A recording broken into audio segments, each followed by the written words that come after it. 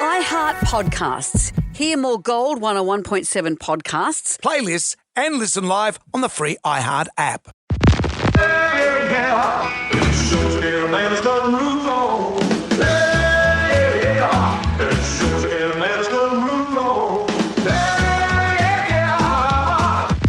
On the cutting room floor today, what do we find, Mrs. Muntz? It's interesting that with things like OnlyFans, I think if you want to go on it, I support it fully. It began in a non-sexual way, from what I gather.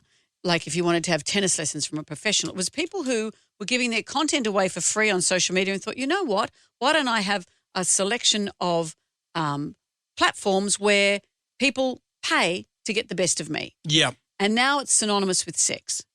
People will pay for all kinds of weird and wonderful sexual things. And you see stories every day of young girls saying, you know, I cut my hair and send it to people. Obviously, shots of my knees and I send them around. But have you ever heard of mama birding, Brendan? Mama birding? Have a listen. Day in the life of a girl who makes $50,000 a week pre-chewing food for toothless men online. This morning, I got an order in from a regular named Greg who really misses eating chips and guacamole. For the past 2 years, he's only been able to eat the guacamole, so I'm really grateful I get to make a difference in his life. Now, if you guys don't know what this practice is called, it's called mama birding, and it has been a super lucrative business for me during this tough-to-chew economy. Each customer gets a bag of their food of choice, as well as a personalized handwritten note sealed with a kiss from me, of course. I also take food safety extremely seriously, so I make sure to put each package in an ice pack, as well as making sure to add a refrigerate upon arrival sticker on each box. Once I'm done with my daily shipments, I then like to message my fans. Lately, the response has been so overwhelming, I've had to get 2 computers. I also love to research in my spare time because when you know, you can grow. After a full day of work, I'm ready to take a nap and be grateful for all the lives I've changed and the positive influence I've made. What do you guys think of mama birding? Would you ever do it? I'll tell you what I think of mama birding. Have these people never heard of a blender?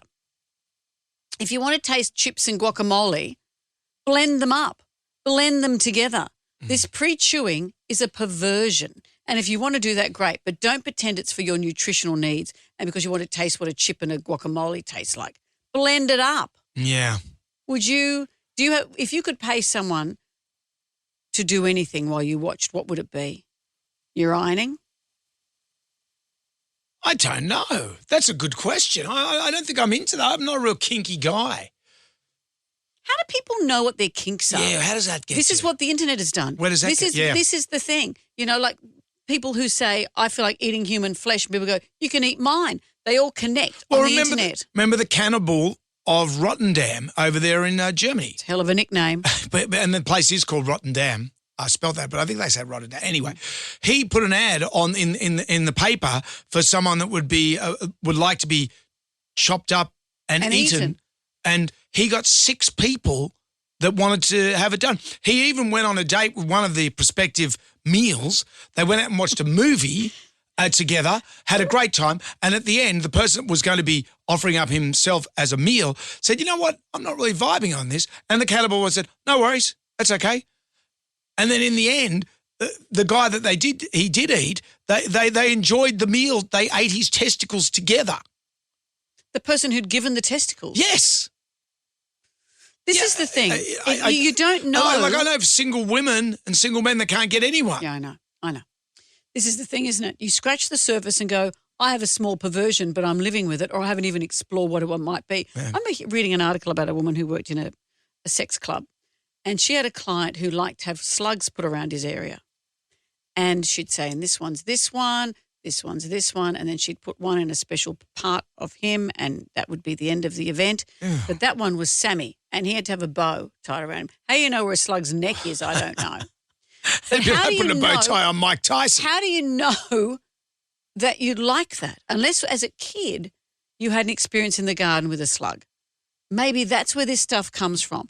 But for most people, that stuff is private. And now you can see, hey, they're into this like I am. You can find an audience for anything. Have a listen to this other one. There's more. You sell your toenails? Yeah. How much are people buying your toenail clippers for? So my toenails start at £500. You can't buy like a set of my toenails for less than that. £500 for your toenail clippers. So out of all the things that you sell, which one is your most popular? For me personally, it's like foot masks. As in used foot masks? Yeah. So I'll wear it for like an hour or something. So like I'll have all day, like in my Uggs or something. You've got to wear the smelliest shoes. And then how much do you sell that for? Usually about £350. Yeah. Toenails is actually a very popular one, weirdly enough. TMI, the customers usually eat the toenails.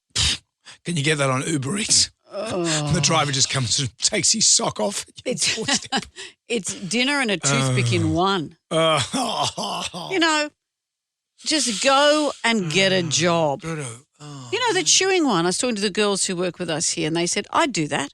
I'd pre-chew the food. And I think, where do you draw the line? Is there someone, the next thing saying, can you come around to my house and spit it into my mouth? Well, you know what? That's how you keep going. Being a person of note, you're sitting on a gold mine. Well, I'm not going to chew it there. Okay, kids, that's it for today. Come back tomorrow for more Jonesy Amanda's Club.